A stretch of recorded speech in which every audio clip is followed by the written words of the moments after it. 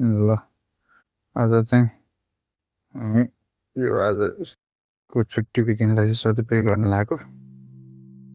ल welcome back साथीहरू, फेरि पनि आजको दिन चाहिँ पानी पर्ला जस्तो छ।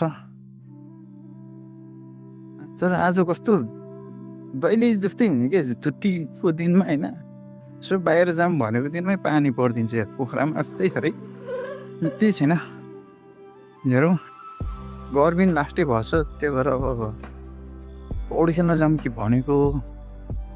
पौडी खेल्न त जाने दामी देखेको थियो गुगल म्यापमा, तर कस्तो छ है नेचुरल स्विमिङ पुल,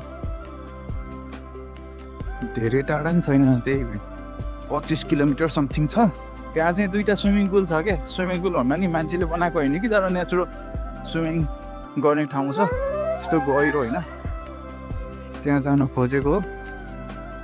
त्यो तनाव हुन्छ पानी पऱ्यो भने, बल्ल बल्ल समय निकालेर गयो भने पानी पऱ्यो भने चाहिँ यहीँ बिजोग हुन्छ। अहिले चाहिँ हामी 2जना भएर चाहिँ एयरपोर्टको बाटोतिरबाट हामी जाँदैछौँ। रङ्गशालाको गेट भन्छ, यो पोखराको रङ्गशालाको गेटबाट जान्छु, किनभने उताबाट ट्राफिक धेरै हुने के, अनि बाटोहरू पनि घरि बनाउँछ, फेरि घरि खन्छ, त्यस्तै के। यो रङ्गशाला चाहिँ जो राम्रो छ, सबै कुरा त्यस्तो नभए पनि होइन, इन्टरनेसनल नभए पनि तर नेसनल वाइज चाहिँ राम्रो छ। बेला बेला गेमहरू पनि हुन्छ, एथलेटिक्स, यहाँ टेनिस, अनि यतातिर फुटबल ग्राउन्ड पनि छ होइन। अनि जोस् यहाँ एक्सर्साइज गर्ने यस्तो बिहान बिहान गेमहरू खेल्ने मान्छेहरू चाहिँ आइरहनुहुन्छ। अब रमाइलो सोधियोस् है। हामी चाहिँ अहिले यो रङ्गशाला हुँदै हामी पृथ्वी चोक निस्किन्छौँ।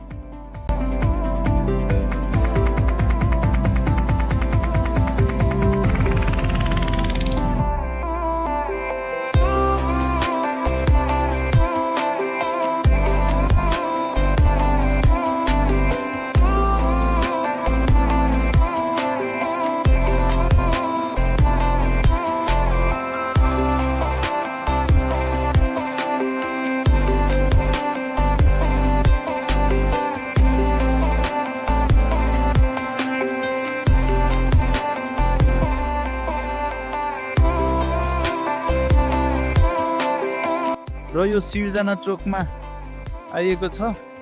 यहाँबाट हामी सिधै जान्छौँ, सिधै सिर्जना चोकबाट हल्लन चोकतिर, अनि हल्लन चोकबाट चाहिँ हामी पामी जाने बाटो समातेर हामी उता जान्छौँ।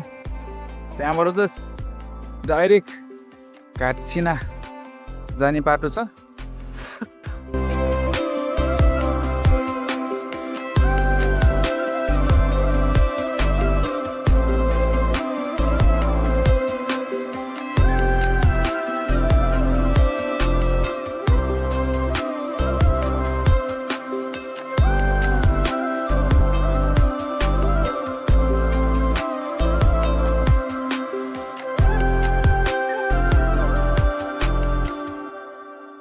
दामी भ्यू है यो लेकको, यस्तो दामी क्या। यहाँ माछा मार्ने मान्छेहरू छन् क्या।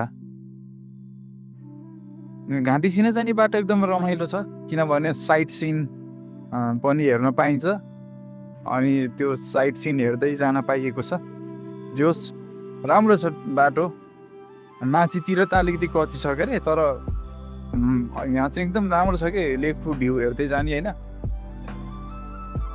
यतातिर मजा नै हुन्छ कि कहिलेकाहीँ एकदम फ्रेस हुनको लागि आएर रमाइलो छ त्यस ठाउँ होइन। अहिले चाहिँ हामी ठ्याक्कै के भन्छ ठाउँको नामै थाहा छैन यार, हो त्यही ठाउँमा छौँ।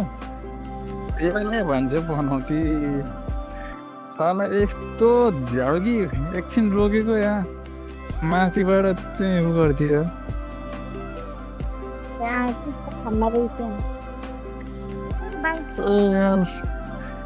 पुस्ने कुरा पनि छैन के गर्ने। एकछिन नरोकेको भए केही हुन्थेन, अब एकछिन रोकेको यस्तो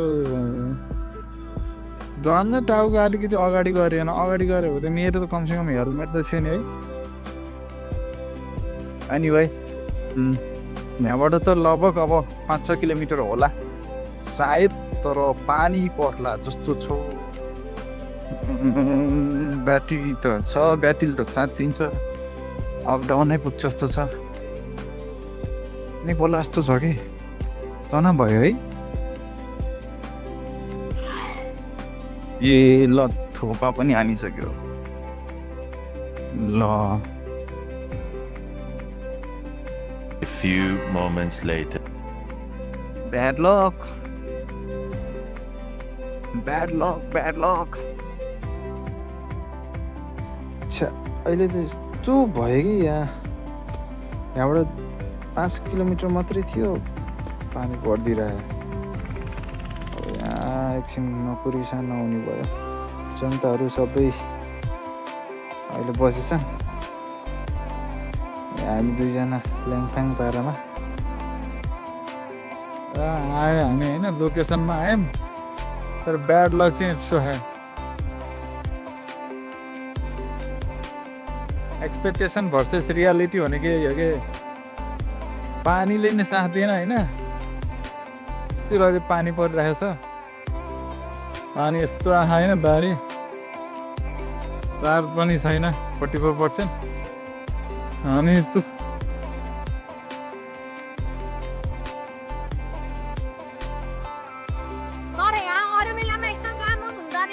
यहीँ यो दामी छ हाम्रो